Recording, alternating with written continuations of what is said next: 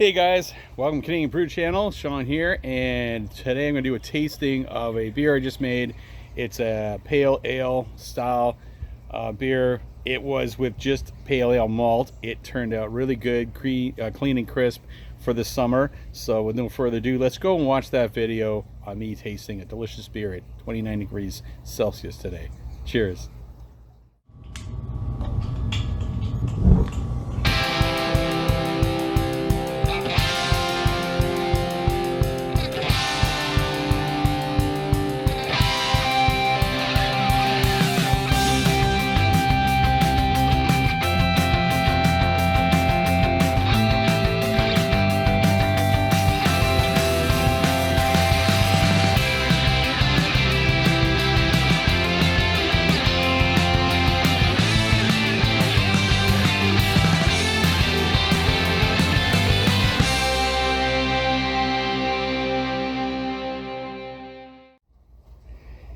Hey guys, how's it going? Man, what a difference today is from what it was like a week and a half ago with snow. It's 29 degrees Celsius here today. It's gotta be, that's like, I don't know, probably getting around over 85 to 90. Humidity, I think, is supposed to be at 34, so you're getting in the mid 90s. Sorry, got some shadows here underneath my pergola. I thought I gotta do a video of this latest beer that I just did. I did do a brewing video, a quick one to music, talked about it shortly. This one here, I used only one type of malt. It was a Pilsner ale malt, and man, the color, like, it's awesome. It's pretty clear. I used SO4 for the yeast, the ale yeast, and I'm really liking SO4. Man, it drops down and it goes pretty clear. Like, there's a slight cloudiness to this, but I don't put any gelatin in my beers. I don't believe in it. I don't really care for how clear it's supposed to look, and the head retention's really good on it. And I used Mosaic again, and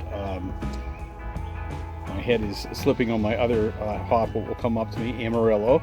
And man, the smell is it's like an orange citrus smell I get off of it.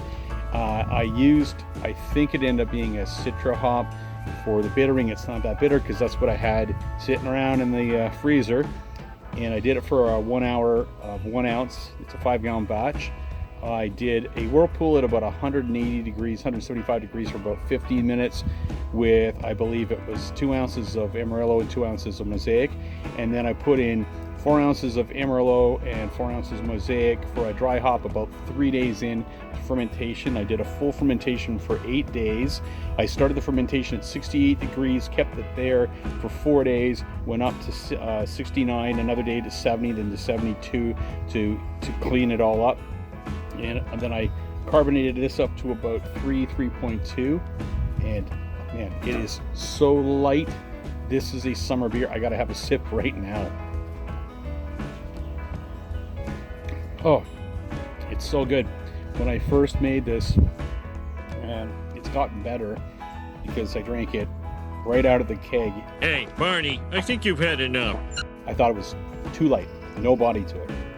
And over this last week, actually picked up a little bit of more bitterness in the back end from the bittering hops, and it's developed a little bit of a body, so it's pretty good. At first it was almost like a Corona Light, and I was putting a little bit of lime juice in it to give it that, flavor.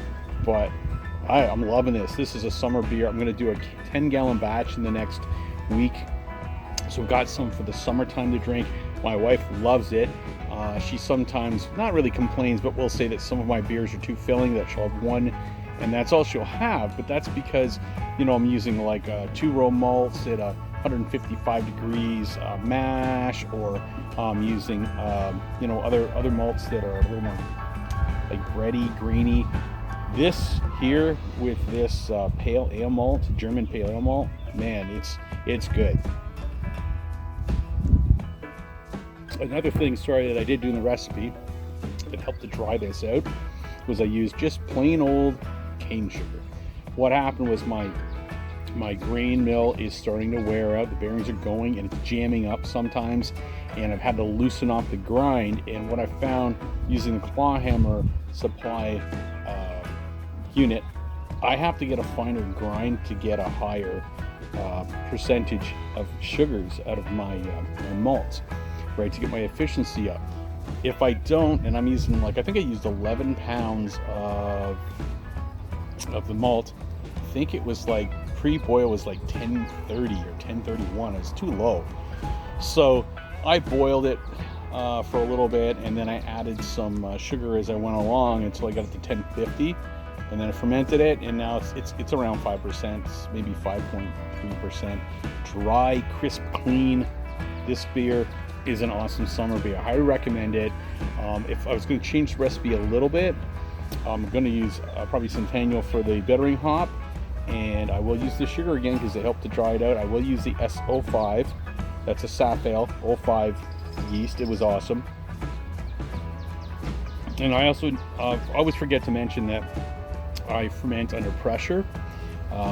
My vessel goes up to 15 psi and keeps it there. I can pull on the tab to drop it down through fermentation. It kills off any esters. If you're looking for a clean, crisp beer, if you're doing like a Pilsner or something, you don't want that British style of, you know, the different fruity esters. Doing an ale, you can make an ale just like a lager. You can also do lagers in this too really quickly, but this is an ale yeast. It tastes is so good. It's beyond what I thought it was going to be. I mean, this is what I was aiming for, and I was a little disappointed at the beginning. It almost like tasted like you took a beer and added water to it, which that's not what you want. Now it's coming back to say, hey, I'm here to stay.